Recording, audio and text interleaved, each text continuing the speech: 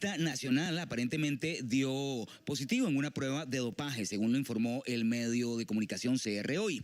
Nos alejamos de esta noticia, pero sí nos metemos en este gran tema, y es: ¿qué pasa cuando nos piden hacernos una prueba de dopaje en el trabajo? ¿Cuándo pueden hacerlo? Y sobre todo, ¿qué pasa si esta prueba de dopaje da positiva?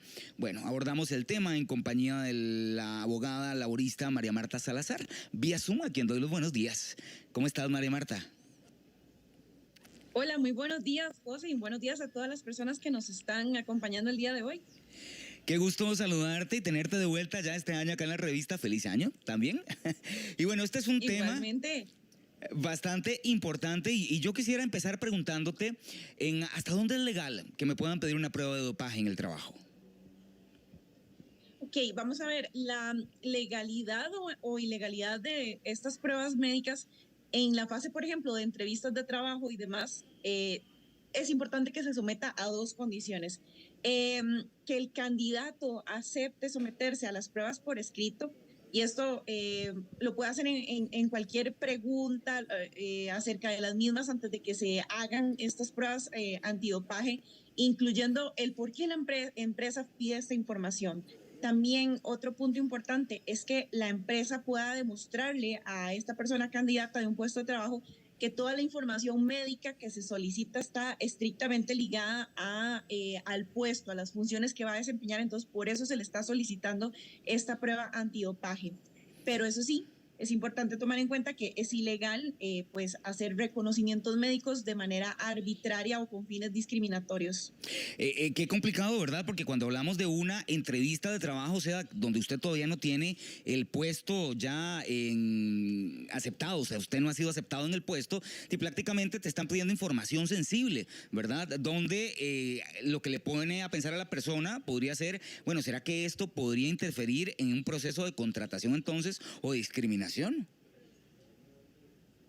Claro, el tema acá es que el patrono más bien demuestre de una manera objetiva las razones por las cuales esta prueba antidopaje o de dopaje más bien se necesita, porque es útil, razonable y oportuna. Es decir, porque realmente el puesto lo amerita. Voy a poner un ejemplo concreto, y este lo resolvieron incluso los magistrados de la Sala Constitucional hace poco.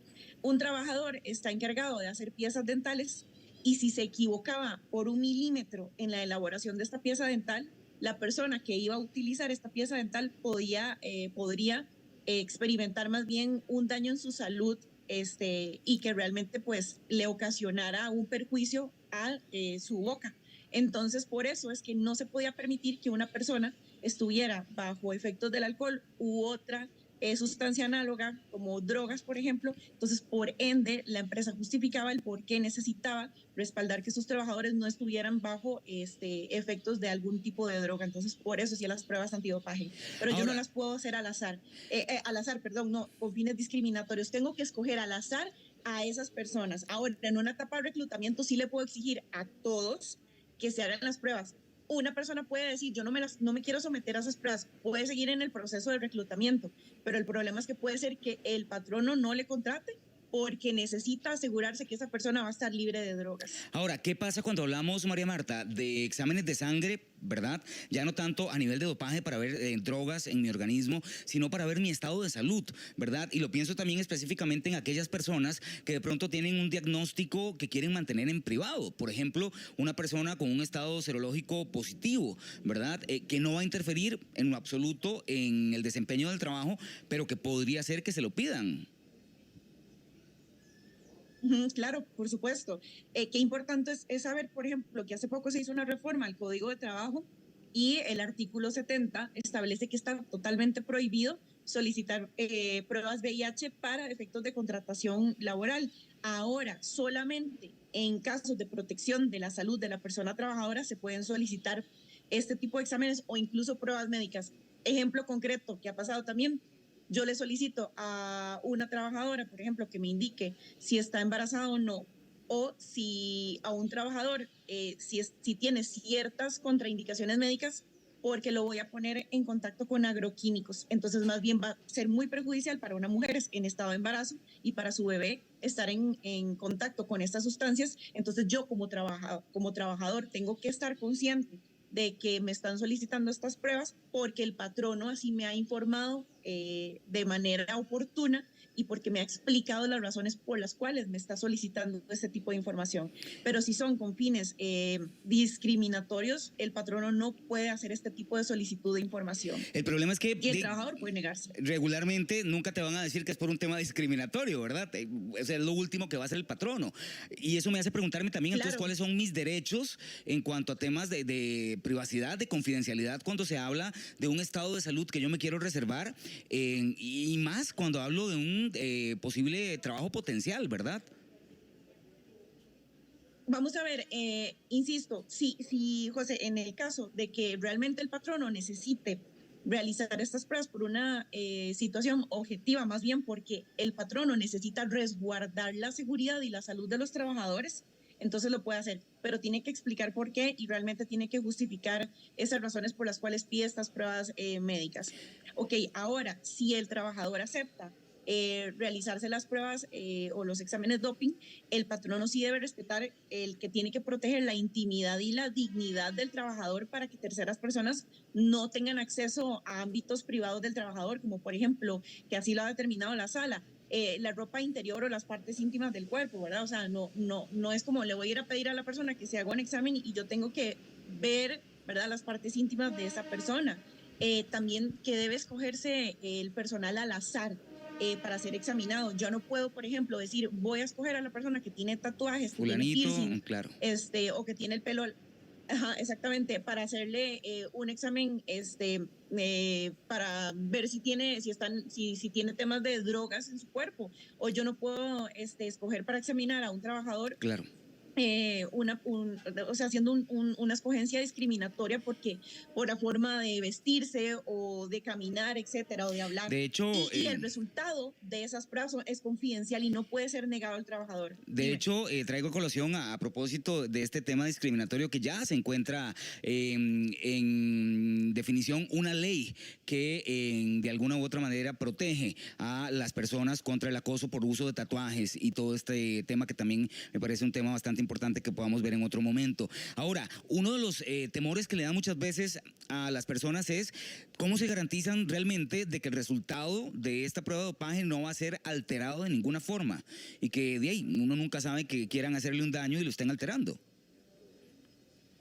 Tiene toda la razón en hacer esa pregunta, porque es la que muchísimos trabajadores se hacen. Tiene que existir una cadena de custodia de esa prueba y tiene que ser resguardada por las personas que la aplican. Y generalmente se pide también que sean personas especialistas en salud las que apliquen este tipo de pruebas antidopaje. O sea, tiene que haber una manipulación bastante estricta. Y la empresa es muy importante que tiene que contar con una política interna respecto al protocolo de seguridad confidencial y respecto a la intimidad de la persona trabajadora y una rigurosa cadena de custodia de estas pruebas de doping. Y la prueba tiene que tener una razón objetiva y justificada para ese puesto. María Marta, ¿qué sucede si en la empresa me hacen la prueba doping y resulta que se filtra la información?